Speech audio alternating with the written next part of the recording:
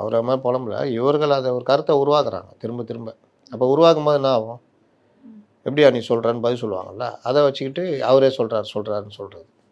முதல்ல இந்த இதுக்குள்ள போய் மாட்டிக்கக்கூடாது. 2வது இவர்கள் இத சொல்லி இதில தான் கவனம் செலுத்திட்டு இருக்கிறாங்க.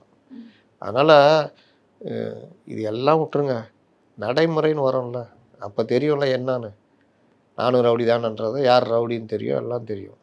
இங்க என்ன அடிச்சுக்கிட்டு இருக்கிறாங்க. இதெல்லாம் மறைக்கிறதுக்கு தான் அங்க கை காமிச்சுட்டே இருக்குது. அங்க பாரு, அங்க பாரு, அங்க பாருன்னு.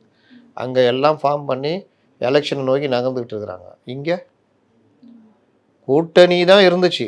இவங்க கட்சி தான் கூட்டணி இருந்துச்சு. அந்த கூட்டணியவே மீண்டும் இறுதிப்படுத்த முடியல.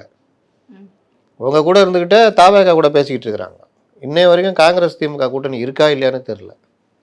அப்போ தாவேகா கூட பேசிக்கிட்டு, இங்க பேசிக்கிட்டு, இப்படியே இது பண்ணி லாஸ்ட்ல உங்களோட வந்தாங்கன்னா, அந்த கூட்டணி எப்படி ஜெல் ஆகுமா?